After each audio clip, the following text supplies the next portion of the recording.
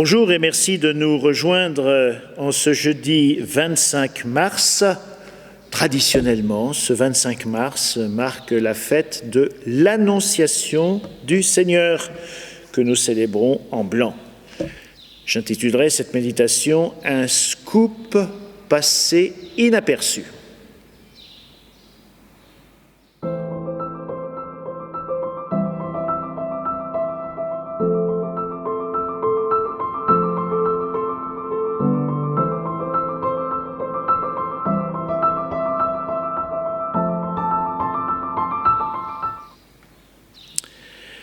De l'Évangile de Jésus-Christ selon saint Luc. En ce temps-là, l'ange Gabriel fut envoyé par Dieu dans une ville de Galilée appelée Nazareth à une jeune fille vierge accordée en mariage à un homme de la maison de David appelé Joseph. Et le nom de la jeune fille était Marie. L'ange entra chez elle et dit « Je te salue, comblée de grâce, le Seigneur est avec toi. » À cette parole, elle fut toute bouleversée, elle se demandait ce que pouvait signifier cette salutation. L'ange lui dit alors « Sois sans crainte, Marie, car tu as trouvé grâce auprès de Dieu. Voici que tu vas concevoir et enfanter un fils, tu lui donneras le nom de Jésus. Il sera grand, il sera appelé Fils du Très-Haut. Le Seigneur Dieu lui donnera le trône de David son père. Il régnera pour toujours sur la maison de Jacob, et son règne n'aura pas de fin. » Marie dit à l'ange « Comment cela va-t-il se faire, puisque je ne connais pas d'homme ?» L'ange lui répondit « L'Esprit Saint viendra sur toi et la puissance du Très-Haut te prendra sous son ombre. C'est pourquoi celui qui va naître sera saint, il sera appelé Fils de Dieu. Or voici que dans sa vieillesse, Élisabeth, ta parente, a conçu elle aussi un fils. Elle en est à son 6e mois, alors qu'on l'appelait la femme stérile.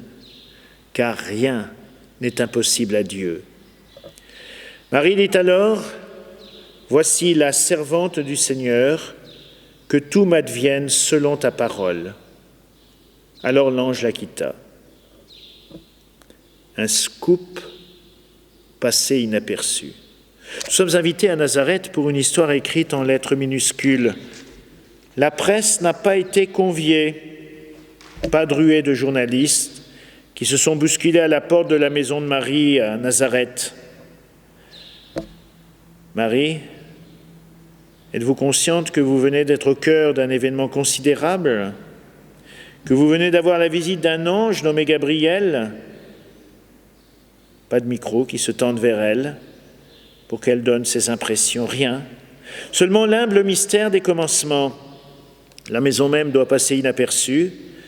Elle n'aurait pas intéressé un promoteur immobilier qui achèterait une propriété dans une région si reculée d'une sous-province de l'immense empire romain. Ça vaut peut-être encore moins qu'une vieille ferme en ruine dans la Creuse. Dieu choisit l'endroit banal par excellence pour s'adresser à des personnes apparemment sans mystère. Parce que Nazareth, c'est vraiment un trou. Que Dieu ait choisi une capitale pour être au centre des affaires, au cœur d'un nœud stratégique de communication, Jérusalem et son temple somptueux, ou mieux encore, Rome, la ville éternelle, avec 1 million d'habitants à l'époque, la mégapole de l'Antiquité, mais non. Pas de détour par l'empereur Tibère, ni par son gouverneur local, Pilate, ni par le roi Hérode, ni par le grand prêtre. Stratégie difficile à croire, car Dieu choisit la périphérie et non la capitale, ce que nous redit si souvent notre pape François. Il choisit les lettres minuscules et non les majuscules.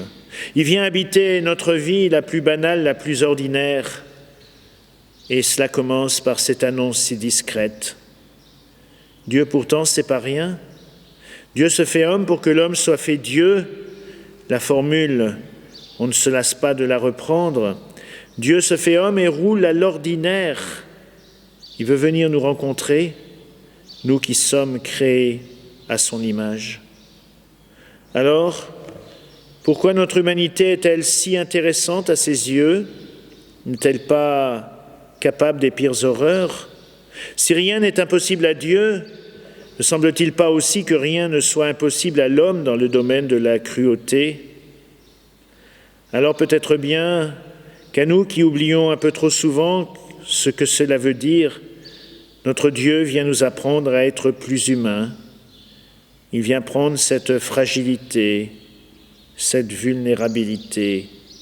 Il n'épuise pas l'étonnement que nous pouvons concevoir face à sa venue, un Dieu qui ne menace pas, un Dieu qui prend sur lui les menaces des hommes et leurs injustices, un Dieu qui vient nous proposer l'étonnement de notre propre identité. Oui, il y a en toi comme en chacun et en chacune quelque chose de magnifique qui peut éclore comme une graine demeurée enfouie sous la terre gelée.